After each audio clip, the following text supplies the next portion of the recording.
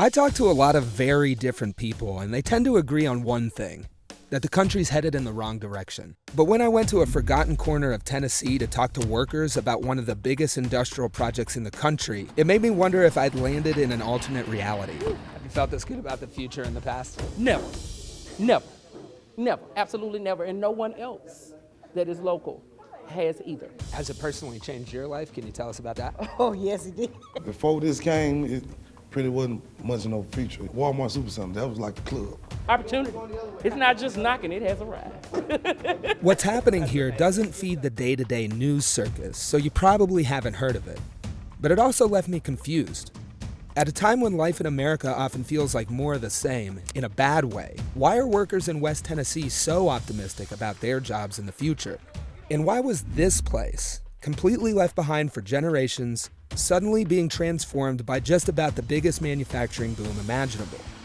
I learned about huge forces reorganizing the American economy right under our nose, and maybe how the working class can get ahead. This is Made in America from More Perfect Union. It's our look into what the future holds for American workers. And today we're going to Blue Oval City.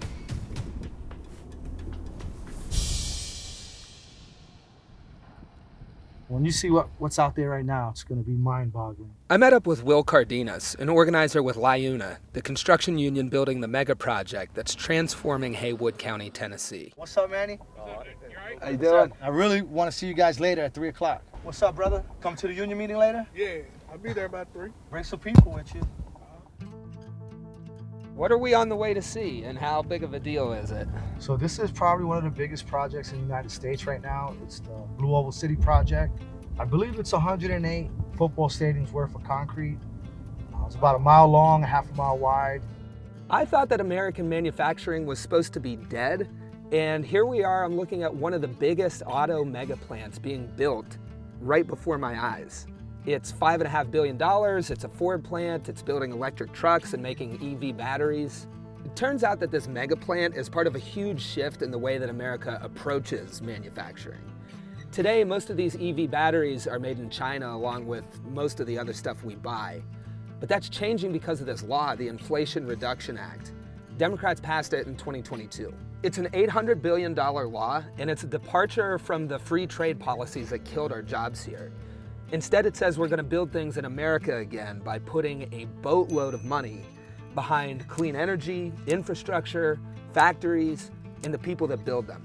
So for this project, we got a $9.2 billion loan to Ford from the Department of Energy, advanced manufacturing production credit, tax credit of $35 per kilowatt hour. But all my reading about manufacturing policy couldn't prepare me for what I was about to see at the Union Hall.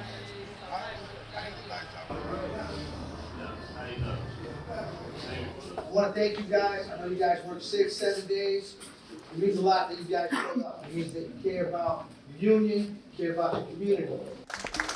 Can you tell us about why you're standing here today? Oh, because I am so fully unionized, it's so fun. And we never knew of unions and things of this nature. The kids got Invisaligns, brand new glasses, the whole 9 yards. It's awesome. It's a blessing. How's it impacted your life? Man, tremendously. My life completely changed, man. I got things now that I never thought I could have. One thing speaking, it's generational wealth. I'm working on that. It's going to change the family unit because there's a big difference in making $15 an hour and making $25 an hour and making that $25 an hour with a full benefits package. Biden just put an infrastructure law in, so plenty of work going to be around here for the union. Got pensions, all this good Medicare for my kids. I mean, it's the best thing to happen. What's the future look like, before any of this stuff happened? Can you talk about Before this came, it pretty wasn't much of no feature. You got the typical gang fights and, violence going on. Everybody disliked one another. Haywood County is one of the poorest counties in Tennessee. Stanton, the tiny rural town where Blue Oval is being built, basically just has 3 businesses. I visited one of them, which is packed every day now. Brownsville, the closest city, population only 10,000, had a median income in 2021 of about $35,000, and more than a quarter of residents living below the poverty line. About 90% of the union construction workers hired for this project are local. How'd you start? How'd you get into that process? To be honest, I got out of jail, and I was like, man, I can't do this no more. Got to do something different. And I actually rode past and seen the sign, and I was like, I'm gonna go try this out. Soon as I walked through the door, open arms, they welcomed me, they taught me. It's the best thing I ever done, and I ain't going nowhere. Yeah. Do you hope that other people go through that process? Do you think they will? Yeah, I hope they do. If they don't believe it, come see for yourself. It's gonna change your life, it's gonna make you a better person. You're gonna work and go home and take care of your family. I always wanted to move out of Brownsville, but now I'm here to stay. Now we're in a position to where we have 19, 20-year-old people that are working and are thinking about their future. Yeah. We never did that. You learn so much in the union. Like I never learned politics or to even look at the newspaper or watch TV. I feel like everybody should join the union. That's all we want. What's ours out of the pot. I eat a lot of food, but I'll just take my one piece. You know what I'm saying? Do you think this is going to spread? Well, they hit me. I'm here. It's spread even more. You got a couple people who came because you told them? It's one of the guys right here. Get out. I was starting to feel like I was witnessing a political awakening at this union hall. Anything else you want to add? What else you want to make sure people know? You got to feel the power. These workers were organized and flexing their power, many of them for the first time in their lives. I had to come out here for a reality check. This is not supposed to be happening in Tennessee. This is a right-to-work state. They have laws that are custom designed to keep unions out and wages down. Yeah, there have been a lot of labor wins recently, but union density in America is still pretty much at record lows. Yet here we are with a bunch of workers aggressively expanding their union membership, changing people's lives, their political outlooks, and in the South, of all places. I asked Will how all of this was possible. Looking out to the future, we have a lot of opportunities. The UAW, standing up, going on strike, doing what they did, it motivates people. It's like when you throw a rock in the water, in the waves. People in the South, they're seeing that. Now more than ever, like him or not, President Biden has put some really good union-friendly policies and funding. To answer your question, we have more time, more opportunity now, more funding now, more ability to do the work that has to be done, right? And now it's on us to take advantage of that. This is what it looks like when policy turns into concrete. President Biden's Inflation Reduction Act is the single largest investment in clean energy projects that the U.S. government has ever made. Over 500 new or expanded clean energy manufacturing facilities have broken ground since Biden took office. Manufacturing construction has doubled over the past 2 years. Construction jobs are up 41% year over year. And this is just the tip of the iceberg. There's likely to be thousands of these projects announced in the coming years. What we're seeing is the American economy change under our noses. And that means big changes in small towns like Stanton.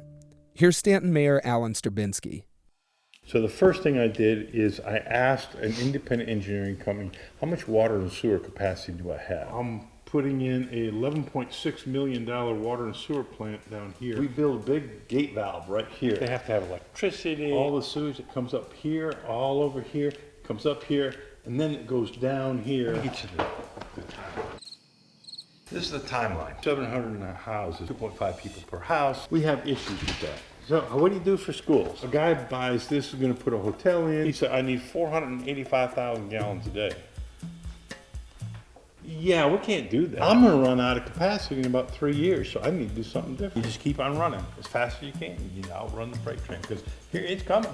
It's coming down the tracks. That's quite a list of stuff that we went over there. Stanton's population is projected to increase more than 2,000% in the next decade as Ford moves in. An entire city is being built up around this small town, and that could mean a ton of great union work. So what happens when this job is done? Are we gonna just pack up and move on, or what? Our goal is to create a new local, right? Create new leaders that look and live in these areas, right? You know, it's easy to forget that government does stuff that affects our lives. You don't hear about giant projects like this because when stuff goes right, it just doesn't make the news. Or if it does, it's huge numbers, facts and figures that are really hard to get your head around. And it's just a different story on the ground where people's lives are changing. I met people down here in Stanton who told me the only thing they could talk about was generational poverty, and now they're talking about generational wealth for the first time. The Biden administration's been quietly rewriting the rules of the economy with laws like the Inflation Reduction Act. And the changes that I saw down here in Stanton could be coming to a town near you. It really makes me wonder, with all of this government investment flowing into new industries, if workers organized hundreds of unions like the ones we saw down here in Stanton, what would life look like for the working class then? Hey, thanks for watching.